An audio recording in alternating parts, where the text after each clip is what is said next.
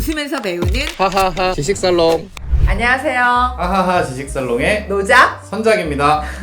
작가님 혹시 저희 집 강아지 이름 아세요? 몽룡이 이몽룡. 네, 양반처럼 약간 얌전했으면 좋겠다 그래서 이몽룡이라고 지었는데요. 지난 주말에 요즘에 되게 핫한 스타필드 수원점에 몽룡이 데리고 갔습니다. 근데 가보니까 개모차가 엄청나게 많더라고요. 강아지들의 유모차. 네네. 그래서 이렇게 눈으로 봤을 때 뭔가 개모차가 유모차보다 훨씬 많은가? 그럴 리가 없는데 라고 생각을 해서 통계를 한번 찾아봤더니 실제로 개모차가 더 많이 팔리더라고요. 여기서 되게 중요한 거는 2년 전에는 개모차가 33%였는데 57%로 늘어난 이렇게 좀 성장을 한 거죠. 2년 동안 좀 급증을 했네요. 네, 어떻게 보면은 출산율은 떨어지고 강아지를 키우는 사람들은 늘어나면서 이런 현상들이 좀 많이 나타나는 것 같습니다. 그래서 그날 좀 저희 강아지한테 미안했던 게 내 새끼만 그 개모차가 없더라고요. 그래서 이제 적금을 들어가지고 저희 몽룡이 개모차를 사려고 합니다. 아 그럼 선장님 이게 적금까지 들 정도면 네. 도대체 얼마나 비싼 거예요? 저도 막 이렇게 인터넷에서 한번 찾아보니까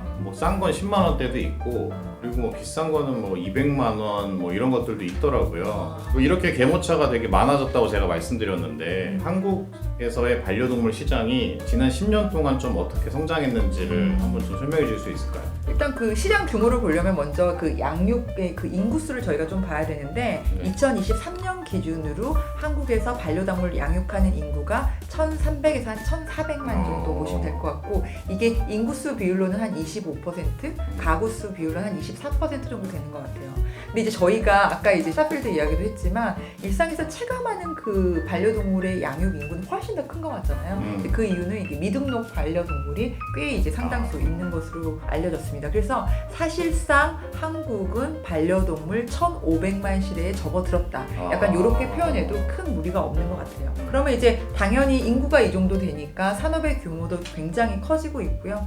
올해 기준으로 한 5.9조 원 정도 그리고 평균 한 14.5% 정도 지금 꾸준히 성장하고 있다고 보시면 될 것 같아요. 그래서 저희가 이제 개모차 이야기로 시작은 했지만 우리나라의 그 육아용품 시장이 4조 원대라고 해요. 그러니까 이미 육아용품 시장은 좀 추월을 했다라고 보셔도 될 것 같아요.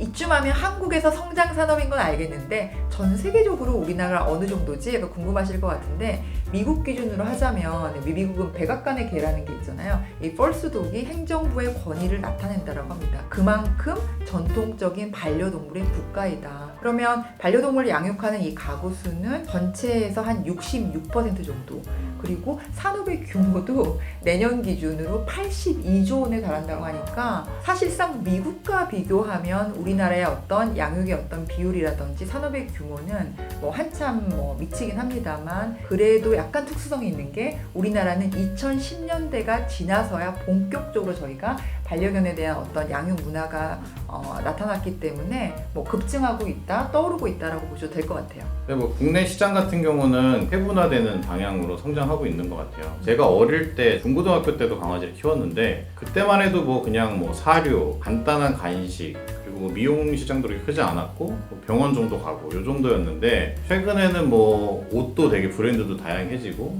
영양제가 막 뭐 심장, 눈 이렇게 또 거의 부위마다도 세분화돼 있고 사료도 뭐 습식, 건식 막 이렇게 세분화되고 점점 산업이 커지면서 세분화되는 방향으로 이렇게 좀 발전하고 있는 것 같더라고요. 최근에 제가 본 기사에 2023년 말 기준으로 국내에 들어와 있는 반려동물의 프리미엄 브랜드 수가 2배 정도 늘었더라고요. 그러니까 진짜 이게 지금 요즘에 기사에서 계속 이야기하는 패셔리의 시대다 이런 것 같은데 어떻게 생각하세요? 몽룡이 키우는 입장에서. 네. 패셔리가 말 그대로 럭셔리가 붙어 있는 네, 거잖아요. 네. 이게 어느 순간에는 이게 강아지한테 럭셔리가 붙는 세상이 온 것 같아요. 근데 저는 이 패셔리를 설명하기 전에 페펜족과 페텍스라는 용어로 먼저 설명드리고 싶은데 페텍스는 말 그대로 펫과 가족이 합성된 용어인데 강아지를 그냥 정말 가족이라고 생각하는 거죠. 예전에는 뭐 동물이라고도 생각했을 수 있지만 이제는 정말 내 동생 이렇게 하는 어떤 단계까지 이르렀고 페텍스라고 하는 거는 반려동물 용이라고 하면은 같은 것도 이제 뭔가 더 가격을 붙여서 파는 그런 현상을 좀 볼 수 있을 것 같아요. 그 텍스가 저희가 아는 세금의 텍스가 아니라 네. 프리미엄 비용이 붙는다라는 거네요. 네. 그래서 뭐 사실 요즘에 어떤 영양제 하나도 되게 비싸고 뭐 이제는 비싼 걸 사주는 걸 넘어서 아예 그냥 럭셔리로 넘어가는 거죠. 그래서 명품도 있는데 사실 제가 제일 좋아하는 브랜드가 구찌거든요. 그래서 저는 뭐 지갑이랑 뭐 몇 개 없어요. 근데 이번에 제가 꽂힌 게 있는데 구찌의 펫코트 우리 몽룡이 사주려고 적금도 좀 들어야 될 것 같거든요. 근데 이제 적금을 들 정도면 되게 비싼 거 아니에요? 100만 원이 넘는데 제 지갑 한 4개 정도 되는 가격인데 밥그릇도 90만 원, 침대는 뭐 1000만 원 넘고 그리고 오히려 구찌보다도 뭐 에르메스라던가 펜디 이런 다양한 브랜드들도 있는 것 같더라고요. 지금 아까 근데 개모차에 적금 든다고 하지 않았어요? 근데 지금 구찌 팩코트에 또 적금을 든다고? 그러니까 개모차만 들면 될 줄 알았는데 어. 이제 또 구찌도 들어야 되고 어. 그래야 되지 않을까 싶어요. 근데 저 얼마 전에 퇴사하지 않았어요? 그쵸. 월급 안 나오잖아 이제. 이제 유튜브로 보면 돼요. 네. 그리고 뭐 명품뿐만 아니라 오마카세도 있더라고요. 저도 이제 여자친구랑 기념일에나 갈 수 있는 건데 뭐 요즘은 강아지들한테 뭐 7종 코스도 있고 거기다가 이제 강아지랑 여행을 요즘 많이 가더라고요. 그래서 비행기도 많이 타시고 그리고 호텔도 많이 하고. 그게 지금 요즘에 말하는 인스타그램에서 해시태그 멍캉스 약간 그 키워드인 것 같아요. 그렇죠. 네. 요즘에 인스타 보면은 강아지들이 막 비행기 좌석에 앉아 있는 것도 많이 있더라고요. 저희 몽룡이는 못 해본 게 많아서 진짜 못 해본 게 많네요. 네, 적금을 좀 많이 들어야 될 것 같습니다. 일단은 돈을 벌지 않는 몽룡이한테는 살짝 호사스러운 감이 없잖아 있다. 근데 죄송한데 좀 우리 몽룡이 무시하시는 거 아니죠? 돈을 못 버는 몽룡이는 좀 망고에 비해서 좀 약간 좀 그러신 것 같은데 그래서 이렇게 패셔리 현상이 사실은 뭐 미국, 유럽도 하고 있는 전 세계적인 현상인데 한국이 유독 급성장하고 있다는 맞아요. 생각이 좀 네, 들더라고요. 네. 숫자상으로는 지난 5년간 한 78.9% 정도 지금 산업 규모가 커졌다라고 데이터가 나오고요. 2012년 이후로 계속 지금 산업 규모가 커지고 있다. 그리고 동시에 반려동물의 어떤 키워드 검색량도 이제 그 즈음부터 계속 지금 쭉쭉 치고 네. 나가고 있다라고 보시면 될 것 같아요. 그리고 명확하게 2023년에 그 반려동물 관련된 앱 있잖아요. 네. 앱의 사용자 수도 전년 대비 한 4배 정도 늘었고 이 온라인 쇼핑에서 반려견에 관련된 물품의 거래액도 한 3배 정도 늘었다고 합니다. 네, 그만큼 저희 집에 소비도 한 정말 3배 정도.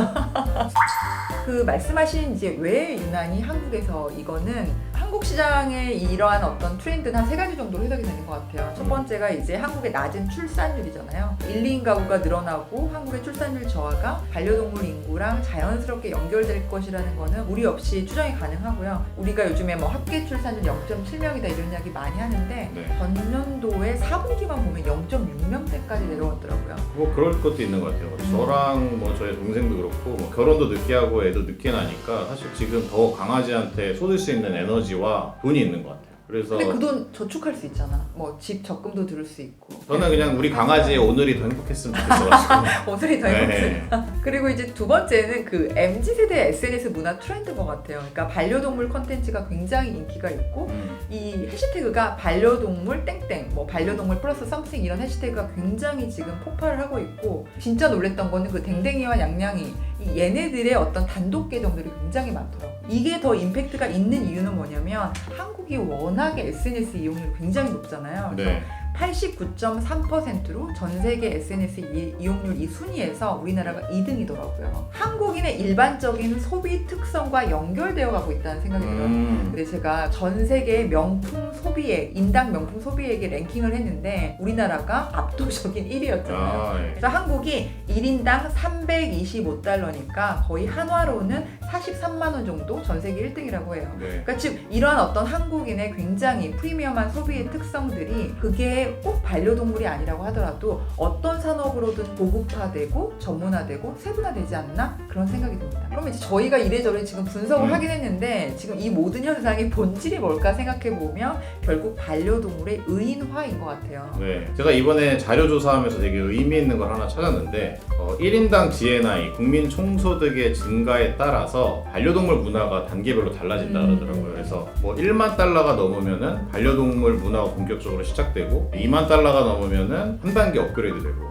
3만 달러가 넘으면 반려동물의 인간화, 의인화 현상이 일어난다고 합니다. 그러니까 결국 반려동물을 사람처럼 대하는 거 그게 결국에 산업적으로 보면 정말 이 산업의 끝판왕 완성이 아닐까 싶네요. 2022년 기준으로 32,000달러고 2017년도부터 3만 달러가 넘었거든요. 그러니까 지금 현재 반려동물 시장은 인간화 현상이 있는 단계라고 볼 수 있을 것 같아요. 그러니까 이렇게 지금 산업은 커지고 전문화되고 고급화되고 세분화된다 이런 이야기가 됐는데, 그런데 여기서 한국 사업자들이 기회가 있을까? 약간 이런 담론은 또 있는 것 같아요. 펫푸드나 그리고 이제 우리가 이야기했던 명품 의류의 경우에는 네. 이미 헤리티지가 쌓였던 이 전통적인 어떤 맞아요. 디자이너 브랜드들이 선점하고 있어서 네. 우리 한국 사업자들이 후발주자로 이 시장을 조금 우위를 선점하기는 좀 어렵지 않나라는 생각이 들거든요. 그래서 그러면 한국 사업자들은 어떤 포인트에서 조금 집중할 수 있을지라고 보면, 먼저는 아까 우리 지금 굉장히 인간화 이야기들 많이 했는데, 반려동물이 세상을 떠났을 때 정신적인 고통과 상실에 대한 어떤 관리, 그러니까 요즘에 많이들 이야기하는 펜노스 증후, 네네네. 이거에 대한 어떤 정신 케어링인데, 결국에 이 시장은 더 커질 수밖에 없을 것 같고요. 네. 그리고 이제 두 번째가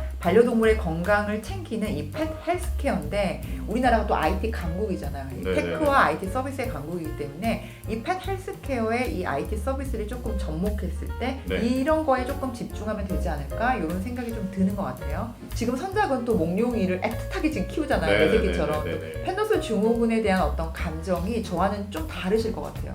아까 펫 휴머니제이션이라 그래서 정말 사람인 거죠. 저한테는 동생이라고 하는데, 동생보다 더 쓰시는 것 같아요. 그렇죠. 제 친동생은 알아서 사는 거고 저희 공룡이는 네. 돈을 벌지 못하니까 아, 인플루언서가 아니니까. 네, 인플루언서 제가- 독이 아니니까. 네, 평범한 독이니까. 그래서 이렇게 반려동물이 사망한다라고 하는 건 진짜 사실 상상도 안 되는 것 같아요. 그래서 최근에 문제가 되는 게, 반려동물이 다시 만날 수 없게 됐을 때 정신적으로 충격이 오거나 우울증이 오는 펜노스 증후군이 좀 심해지고 있고요. 이게 더 이제 점점 심해지고 사회적 문제로 부각될 수 있기 때문에 충격 또한 더 커질 거고 시장도 커질 거라고 생각합니다. 그러니까 최근에 아마 그 유튜브 채널 분명히 선작도 보셨을 것 같은데, 사모이드 티코라는 어떤 유튜브 채널의 운영자가 본인이 아끼던 이 티코가 이제 무지개 다리를 건너자 그 반려견을 복제해서 네. 2마리의 반려견을 이제 얻었는데, 네. 거기에 대해서 엄청 감론을 받고 맞아요. 굉장히 심했잖아요. 그래서 사실상 제 생각으로는 펜노스 증후군이 급단으로 정말 치고 갔을 때 그게 또 복제견이랑 연결이 되지 않나라는 생각이 들거든요. 뭐 사실 저도 강아지를 키우고 있기 때문에 복제 반려동물 콘텐츠 봤을 때 진짜 하고 싶은 얘기도 많고 해서 이거는 나중에 하나 또 따로 다뤄도 될 것 같아요. 저희가 그 반려견 시리즈처럼 갈 수 네네네. 있을 것 같아요. 예. 네. 굉장히 좀 스테디셀러 책인데, 이 세르주 치코트의 인간관계 그리고 고양이의 관계 심리학이라는 책인데, 그 책에서 반려견을 잃은 걸 어떻게 비교했냐면, 여자들은 자녀를 잃었을 때만큼, 또 남자들은 친한 친구를 잃었을 때만큼의 어떤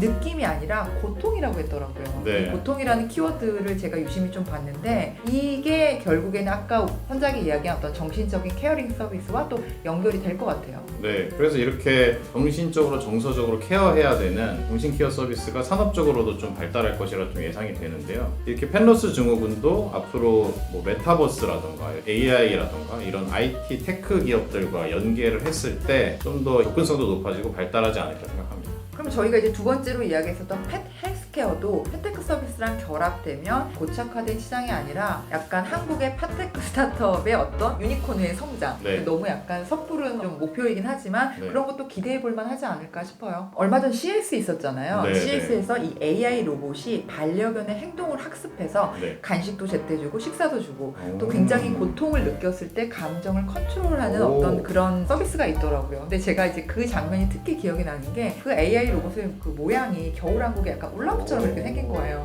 그래서 좀 약간 기억이 났던 것 같아요. 우리 목룡이가 울라프 되게 좋아하거든요. 그래서 사주라고. 얼마 정도 하나요? 뭐 아까 말씀드린 그 저희 목룡이 적금에 추가해가지고 아직 상용화도 안 됐거든요. 아, 진짜요? CS에도 처음 아. 선보였습니다. 가늠할 수 없지만 네. 이거 굉장히 어떤 비쌀 것 같은데. 지금 누적으로 월 300 그래서 36개월 약정이면 되지 않을까요? 오늘 저희가 뭐 반려동물의 인간화 현상에 대해서 이야기를 하고, 또 산업의 규모, 또 미래 전망에 대해서 이야기를 하긴 했지만, 네. 저희가 티키타카 하다 보니까 이런 어떤 표면적인 이유 외에도 우리가 왜 반려동물을 기를까라고 보면 그 자체가 인간의 본성을 건드리는 게 아닌가라는 생각이 들거든요. 이 세르주 책 내용을 한 번 더 인용을 하자면, 반려동물과 함께 사는 사람들은 약간 스스로 가치를 좀 높이 평가하는 경향이 있고, 네네네. 또 누군가를 도와주니까 네. 자신을 더 나은 사람이라고 생각을 하기도 한대요. 그리고 또 이제 전 두 번째 부분도 굉장히 일리가 있다고 생각했는데, 저희가 현대사회에서 정말 다양한 어떤 사회, 기업, 또 커뮤니티에서 진짜 많은 어떤 갈등을 겪고 네. 상처도 많이 받고 고통을 받잖아요. 네. 그런데 이제 책에 이런 내용이 있어요. 이 동물은 인간을 함부로 판단하지 않고, 그리고 누군가의 것을 탐하지 않으며 절대 선입견이 없다라는 거죠. 네네네. 사실상 이 책의 이 한 줄 자체가 결국에는 이 산업의 미래가 아닐까? 약간 그런 생각이 드는 것 같아요. 실제로 저도 이제 집에서 강아지 몽룡이를 안고 있으면 그냥 힐링되는 게 말씀하신 거랑 연계되는 거예요. 절대적으로 선한 존재고 내 편이 되어주고 편견도 없는 친구니까 그렇죠. 그렇기 때문에 충분히 구찌를 입을 자격이 충분합니다. 오늘 엔딩 그럼 어떡하지? 그거 지난 회차 했던 조태구알 아 조태꿀? 네. 그거 하면 되지 않을까요? 아 한번 네. 해봐요. 네. 좋아요, 댓글. 구독과 알림 설정. 네. 조태꿀. 아, 아 이거 좀 아니야. 발음 좀 노리신 거 아니야? 아까 이건 진짜 노렸다. 웃으면서 배우는 하하하 지식살롱.